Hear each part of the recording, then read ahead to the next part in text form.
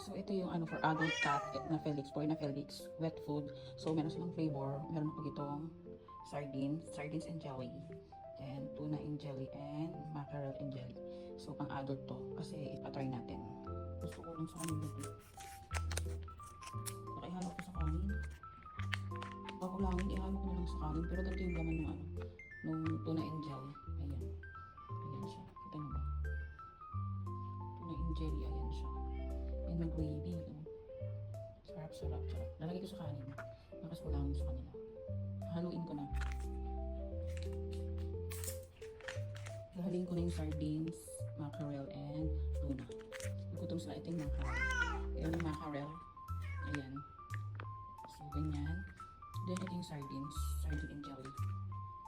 Hindi siya masyadong makita. Ayan yung sardine and jelly. So, lalagay ko na lang sa kanin ko. So, pinaghalo ko na yung tuna at mackerel. Ito na yun, nalagay ko na sa kanin. Ayun ang bango. Pinamitin na talagang pure meat yung lagay dito. Ito. Ayan na.